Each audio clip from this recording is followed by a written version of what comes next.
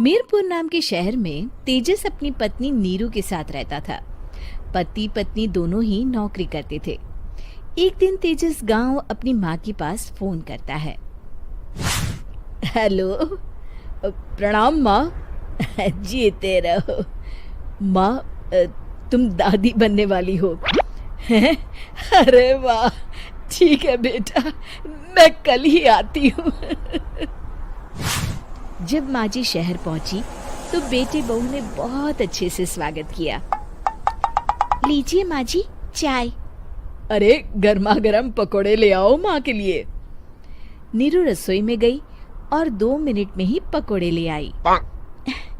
जी ये लीजिए।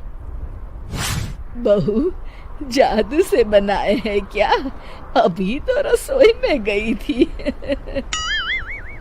यम्मी। माँ जी, शीला रसोई में पकोड़े तल रही है, मैं बस लेकर आई। हे भगवान, मेरा धर्म भ्रष्ट कर दिया तूने। अब तो गंगा जल से शुद्धिकरण करना होगा। दूसरे दिन, माँ जी मैंने नाश्ता बना दिया है, ऑफिस जा रही हूँ। पर अभी तो घर का सारा काम पड़ा है। शीला आती ही होगी, झाड़ू पोछा बर्तन कपड़े वो सब कर लेगी। हमारे जमाने में घर का सारा काम हम ही करते थे। जी माँ जी, आप बहुत होशियार हैं, मैं घर ऑफिस दोनों नहीं संभाल पाती। तो जरूरत क्या है घर से बाहर जाकर चाकरी करने की? वैसे भी घर का काम खुद करने से घर में बरकत आती है, समझी? पर माँ जी। पर वर कुछ नहीं, इस महीने की पगार मिले फिर ऑफिस बंद। हाँ। रात को नीरू तेजस से कहती है, सुनिए जी, माँ जी बोल रही थी कि मैं नौकरी छोड़ दूं।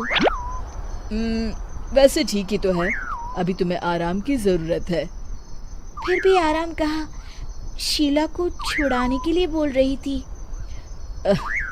तो अब 24 घंटे में इतना काम तो कर ही सकती हो। पर जॉब पसंद है मुझे, घर पर मन नहीं लगेगा।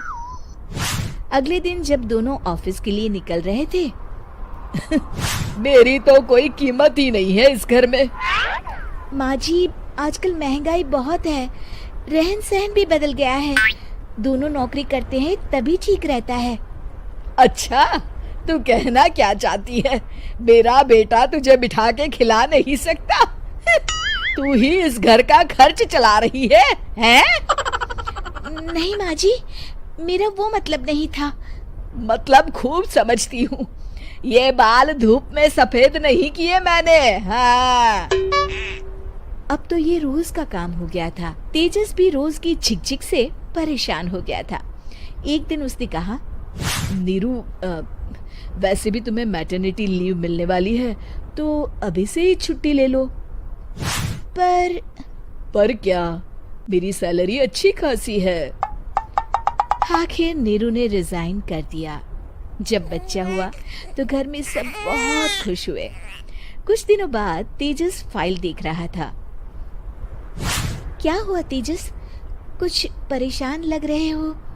हाँ, वो हमारी जितनी सेविंग्स थी वो तो हॉस्पिटल में और छठी के फंक्शन में खत्म हो गई है नीरू। और अभी वैसे मंदी चल रही है तो मैं बोल रही थी कल मुन्ना को हेपेटाइटिस का टीका लगवाना है। नीरू, क्या पोस्टपोन नहीं कर सकते? नहीं जी, बिल्कुल नहीं। अब तेजस को समझ में आ रहा था कि उससे गलती हुई है। पैसों की कमी का असर घर के माहौल पर भी पड़ रहा था। अगले दिन, बेटा मेरा चश्मा और ये दवाइयाँ ले आना, पर्चा देते हुए माँ जी ने कहा। जी। तेजस, मुन्ना के लिए दूध का डिब्बा और डायपर भी ले आना, और ये किराने के सामान की लिस्ट है, इसे भी लाना है। तेजस गुस्से में लिस्ट मरोड़कर फेंकता है और चिल्लाता है, पैसे क्या पेड़ पर उगते हैं? ये ले आना, वो ले आना। अरे पर ये जरूरत का सामान ही है। वो गुस्से में बिना कुछ कहे ऑफिस चला गया। अरे लंच तो ले जाइए। नीरू दौड़कर डिब्बा पकड़ाती है। एक दिन खाना खाने के बाद, नीरू, अब तो मुन्ना कुछ बड़ा हो गया, तो अब तुम वापस ज्वाइन कर लो ना जॉब। पर इस रिसेशन में जॉब मिलना बहुत मुश्किल है। ट्राई तो करो। फिर मुन्ना? माँ जी है ना, और एक फुल टाइम मेड भी लगा लेंगे। पर माँ जी, उन्हें तो पसंद नहीं।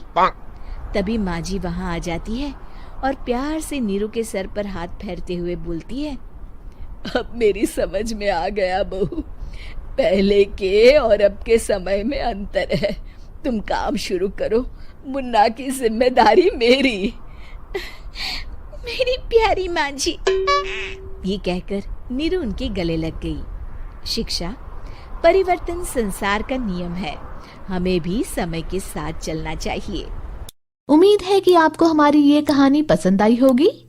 कृपया हमारे चैनल को सब्सक्राइब करें और सभी अपडेट्स के लिए बेल आइकन जरूर क्लिक करें। और हाँ, वीडियो लाइक और शेयर करना मत भूलिएगा। Bye bye.